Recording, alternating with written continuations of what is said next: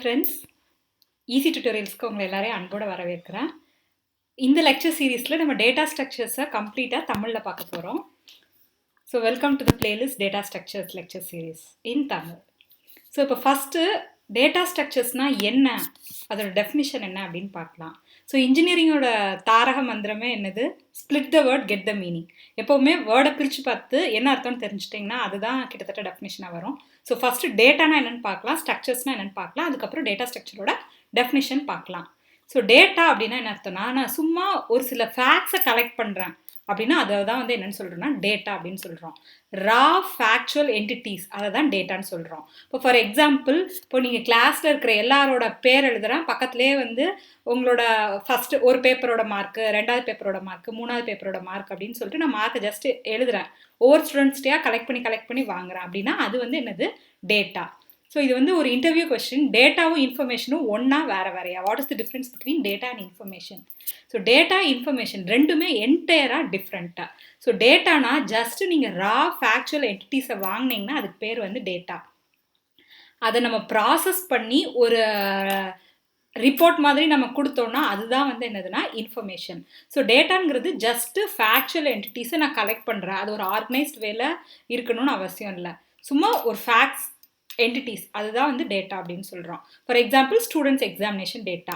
இந்த student examination டேட்டாவே நான் வந்து ஒரு ரிப்போர்ட் கார்டில் இண்டிவிஜுவல் ஸ்டூடெண்ட்ஸ்க்கு வந்து ஆவரேஜ் போட்டு கிரேட் எல்லாம் போட்டு வைக்கிறேன். அதே மாதிரி என்டையர் கிளாஸில் ஃபஸ்ட் ரேங்க் யார், செகண்ட் ரேங்க் யார், 90க்கு மேலே எடுத்தது யார், 80க்கு மேலே எடுத்தது யார் அப்படின்னு நான் ஒரு ரிப்போர்ட் ஷீட் மாதிரி ப்ரொடியூஸ் பண்ணேன்னா அது வந்து என்னது? இன்ஃபர்மேஷன். அப்போ ராவாக ஃபேக்ட்ஸை கலெக்ட் பண்ணிங்கன்னா அது டேட்டா. அதை ப்ராசஸ் பண்ணி ஒரு ரிப்போர்ட் கொடுத்தீங்கன்னா அதுதான் வந்து என்னது? இன்ஃபர்மேஷன். அப்போ processed data is called information. டேட்டானா ரா ஃபேக்சுவல் என்டிட்டிஸா. அதே மாதிரி இப்போ நம்ம வீடாக வந்து உங்கள் வீட்டில் யாரெல்லாம் இருக்காங்க, ஆதார் நம்பர் கொடுங்க, அது இதெல்லாம் கேட்குறாங்கல்ல, அது வந்து ஒரு சிட்டிசன்ஸோட டேட்டாவை கலெக்ட் பண்ணுறாங்க. அதை கலெக்ட் பண்ண டேட்டாவை அங்கே தாலுக்காவில் போய் என்ன பண்ணுவாங்கன்னா சென்சஸ் ரிப்போர்ட்டுன்னு ஒன்று ஜென்ரேட் பண்ணுவாங்க. டோட்டல் பாப்புலேஷன் இவ்வளவு, இதில் லிட்ரேட் இவ்வளோ இருக்கிறாங்க, மேல் இவ்வளோ இருக்கிறாங்க, ஃபீமேல் இவ்வளோ இருக்கிறாங்க, மேல் ஃபீமேல் ரேஷியோ இவ்வளோ இருக்குது, இந்த மாதிரி நிறைய ரிப்போர்ட்ஸ் ஜென்ரேட் பண்ணுவாங்க. அது வந்து என்னது? இன்ஃபர்மேஷன். அப்போ வீடாக வந்து சும்மா கலெக்ட் பண்ணி ரஃபாக எழுதிட்டு போவாங்க. அது என்னது? டேட்டா. அப்போ டேட்டானா ரா ஃபேக்சுவல் என்டிட்டிஸ், அதை ப்ராசஸ் பண்ணால் அது இன்ஃபர்மேஷன்.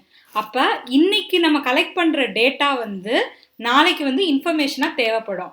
அப்போ லார்ஜ் அமௌண்ட்டில் நான் டேட்டா வாங்கிட்டே இருந்தேன்னா எனக்கு அதை வந்து ஒழுங்காக ஸ்டோர் பண்ணி வச்சாதான் நான் என்ன பண்ண முடியும்? அதை வந்து ஃபர்தராக ப்ராசஸ் பண்ணி இன்ஃபர்மேஷன் ஜென்ரேட் பண்ணுறதுக்கு யூஸ் பண்ண முடியும். ஸோ அதுக்காக தான் எனக்கு என்ன தேவை?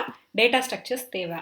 இப்போ வந்து டேட்டா வந்து நீங்கள் வாட்டிக்கு நிறையா பேர்கிட்ட வந்து நிறையா கலெக்ட் பண்ணுறீங்க. கண்டமானிக்கு உங்களுக்கு டேட்டா வந்து ஸ்டோர் பண்ணி வச்சிங்கன்னா உங்களால் என்ன பண்ண முடியாது? ஈஸியாக ஆக்சஸ் பண்ண முடியாது. இப்போ நீங்கள் வீட்டிலே இது வந்து இந்த மாதிரி புக்கை போட்டு வச்சுருக்கிறீங்க. ஒரு புக்கை போய் தேடணும் அப்படின்னா உங்களால் தேட முடியுமா? முடியாது. முடியும் ஆனால் ஒரு நாள் ஆகும். இது லைப்ரரியில் அதுவும் RFID அந்த மாதிரிலாம் வச்சு ஆர்கனைஸ்டாக வச்சுருந்தாங்கன்னா டக்குன்னு தேடிடலாம். இதே மாதிரி சூப்பர் மார்க்கெட்டில் எல்லாமே எதுக்கு அரேஞ்ச் பண்ணி வச்சுருக்குறாங்க இந்த மாதிரி? ஏன்னா எப்போவுமே அரேஞ்ச் பண்ணி இருந்தால் உங்களால் என்ன பண்ண முடியும்? ஈஸியாக ஆக்சஸ் பண்ண முடியும், தேடுறது ஈஸியாக இருக்கும். ஸோ அதுக்காக நம்ம என்ன பண்ணுறோம்? நம்ம டேட்டா இல்லை எந்த என்டிட்டியாக இருந்தாலும் நம்ம அரேஞ்ச் பண்ணி வச்சு தான் நம்ம பழகியிருக்கோம். ஸோ அதே மாதிரி கம்ப்யூட்டர்லேயும் டேட்டாவை வந்து நம்ம என்ன பண்ணணும்? அரேஞ்ச் பண்ணி வச்சுருந்தா நமக்கு ஈஸியாக இருக்கும். இன்னொன்று, இப்போ ஒரே டேட்டாவை நான் 3 விதமாக எழுதியிருக்கிறேன். இப்போ வந்து செக்ஷன் வைஸ் ABCயோட பாஸ் பர்சன்டேஜை நான் வந்து எழுதியிருக்கிறேன். ஃபஸ்ட் செமஸ்டரில் எவ்வளவு, செகண்ட் செமஸ்டர் எவ்வளவு, தேர்ட் செமஸ்டரில் எவ்வளவு. ஸோ இது டேப்லர் காலத்தில் போட்டிருக்கிறேன், இதை கிராஃபாக போட்டிருக்கிறேன், இது அப்படியே சென்டென்ஸ் பேராகிராஃபாக நான் எழுதியிருக்கிறேன். இது 3மே ஒரே விஷயந்தான். ஆனால் இதில் எது வந்து நம்ம பார்க்குறதுக்கு ஈஸியாக இருக்கும்? ஐதர் இது இல்லைனா இது. இப்போ எந்த கிளாஸில் வந்து C செக்ஷன் வந்து எந்த செமஸ்டரில் அதிகமாக மார்க் எடுத்திருக்கு அப்படின்னு கேட்டால் செகண்ட் செம்மன் நீங்கள் பார்த்தோன்னே டேட்டாவை பார்த்தோ கம்பேரோ எதுவுமே பண்ண வேணாம். அந்த கிராஃபை பார்த்தே என்ன பண்ணிடலாம்? கண்டுபிடிச்சிடலாம். அதே மாதிரி ஏதாவது ஒரு பர்டிகுலர் டேட்டா வரணும்னா அந்த டேபிள் ஃபார்மெட்டை நீங்கள் இது பண்ணிக்கலாம். இதை யாராவது வாசித்து பார்த்து இதில் தேடி கண்டுபிடிக்கணும்னா கஷ்டமாக இருக்கும். ஸோ டேட்டாவை நீங்கள் எப்படி ஸ்டோர் பண்ணுறீங்க, எப்படி ரெப்ரசன்ட் பண்ணுறீங்க அப்படிங்கிறது வந்து உங்களுக்கு ரொம்ப ஒரு முக்கியமான விஷயம். ஸோ டேட்டானா என்னென்னு பார்த்துட்டோம். இப்போ ஸ்ட்ரக்சர் அப்படின்னா என்னென்னா சூட்டபிள் கண்டெய்னர். ஸோ சூட்டபிள் கண்டெய்னர்னால் இப்போ நீங்கள் வந்து என்கிட்ட 3 கண்டெய்னர் இருக்குது. ஒரு பாட்டில் வச்சுருக்கிறேன், ஒரு கேன் வச்சுருக்கிறேன், ஒரு பிட் ஷாப்பர் மாதிரி வச்சுருக்கிறேன், ஒரு பவுச் வச்சுருக்கிறேன். இப்போ நான் வந்து எண்ணெய் ஸ்டோர் பண்ணணும்னு வச்சுக்கோங்க. இந்த பிட் ஷாப்பரை நான் கொண்டு போனால் எண்ணெய் வாங்க முடியுமா? முடியாது. ஸோ இந்த மாதிரி பாட்டில் வாங்கினா தான் எண்ணெய் வாங்க முடியும். ஸோ அந்தந்த கண்டென்ட் வாங்குறதுக்கு அந்தந்த கண்டெய்னர் இருந்தால் தான் வந்து எனக்கு எப்படி இருக்கும், எல்லாமே கரெக்டாக இருக்கும். ஸோ இல்லைன்னா இந்த பிட் ஷாப்பரில் என்ன வாங்கினா லீக் ஆகும். So if you are not using correct structure you'll be facing problems. அப்போ ஸ்ட்ரக்சர் அப்படின்னா என்ன அர்த்தம்? Suitable container. டெக்னிக்கலாக பார்த்தோம்னா set of rules that holds data டுகெதரை வந்து ஸ்ட்ரக்சர்னு சொல்லலாம்.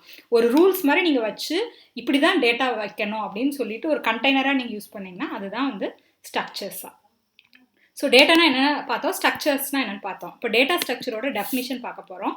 ஸோ டேட்டா ஸ்ட்ரக்சரோட டெஃபினிஷன் வந்து it is the way of organizing and storing the data to facilitate access, modification and compact storage. So இது அப்படியே பார்த்தா ட்ரையாக இருக்கும். இன்னொரு எக்ஸாம்பிள் வச்சுட்டு இதை பாருங்கள், இன்னும் ஈஸியாக ஞாபகம் வச்சுக்கலாம். இப்போ டேட் ஃபார்மெட்டை இப்போ நான் டேட் என்ன எழுதணும்னா இப்போ 4th January 2018 இதுதான் என்னோட டேட். நான் இதை இப்படியே எழுதலாம். 4th போட்டு நம்பர் போட்டு எழுதிக்கலாம், ஜான்வரியை ஜானுன்னு போட்டு எழுதிக்கலாம். அப்படி இல்லைன்னா 4/1/2018 இப்படியும் எழுதலாம், இல்லை 4/1/18 இப்படியும் எழுதலாம்.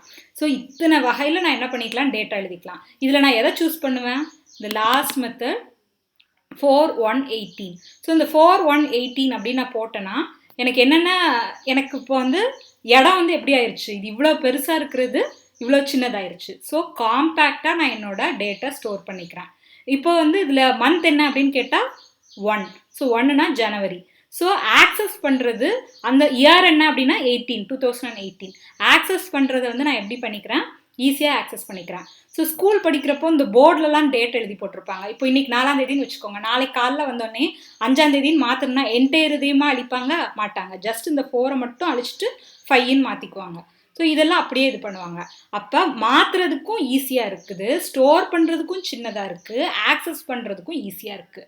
ஸோ நீங்கள் டேட்டுங்கிறது ஒரு டேட்டா ஸ்ட்ரக்சர் நீங்கள் சொல்லிக்கலாம். அப்போ இந்த மாதிரி ஸ்ட்ரக்சரில் நான் டேட்டா எழுதுனேன்னா எனக்கு 3 விஷயம் ஈஸியாக இருக்குது. ஸ்டோரேஜ் கம்மியாக இருக்குது, ஆக்சஸ் பண்ணுறதும் ஈஸியாக இருக்குது, மாடிஃபை பண்ணுறதும் ஈஸியாக இருக்குது. So data structure is the way of organising and storing data. நான் வந்து டேட் அப்படிங்கிற ஒரு விஷயத்த வந்து ஆர்கனைஸ் பண்ணி ஸ்டோர் பண்ணி வைக்கிறேன். ஸோ இப்படியும் ஆர்கனைஸ் பண்ணலாம், இப்படியும் ஆர்கனைஸ் பண்ணலாம். இப்படி பண்ணுறத விட இப்படி பண்ணால் எனக்கு பெஸ்ட்டாக இருக்குது. So data structure is the way of organising and storing the data. So எப்படி பண்ணணும், தட் ஃபெசிலிட்டேட்ஸ் ஆக்சஸ்னால் ஈஸியாக எடுக்கிறது, மாடிஃபிகேஷன்னா நாளைக்கானோடனே டேட்டா அழிச்சிட்டு மாற்றுறது, modification, and compact storage. So data structure is the way of organizing and storing the data to facilitate access, modification and compact storage. So இதுதான் definition of data structure. So இன்னொரு definition பார்த்தீங்கன்னா it is an aggregation of atomic and composite data into a set with well defined relationship. அட்டாமிக்னா யூனிக்காக சிங்கிளாக இருக்கிறது. So அட்டாமிக்காகவும் காம்போசிட்டாகவும் டேட்டாவை இது பண்ணி அது ரெண்டுக்கும் செட்டாக இது பண்ணி அதுக்கு வெல் டிஃபைன்ட் ரிலேஷன்ஷிப் கொடுக்குறது இப்படின்னு சொல்லிக்கலாம். நீங்கள் எந்த டெஃபினிஷனே ஃபாலோ பண்ணிக்கலாம். ஸோ இப்போ எதுக்காக நம்ம டேட்டா ஸ்ட்ரக்சருக்கு போகிறோம், உங்களுக்கு காம்பேக்ட் ஸ்டோரேஜ் கிடைக்கும். காம்பேக்ட் ஸ்டோரேஜ் இருந்துச்சுன்னா நிறையா டேட்டாவை நீங்கள் ஸ்டோர் பண்ணிக்கலாம். So large amount of data உங்களால் அந்த இடத்துல இது பண்ண முடியும், ஈஸியாக ஆக்சஸ் பண்ண முடியும், ஈஸியாக மாடிஃபை பண்ணணும். So this is the definition for data structure. Stay tuned to Easy Tutorials. Next lecture seriesல classification of data structures பார்க்கலாம். Thanks for watching. Subscribe to Easy Tutorials.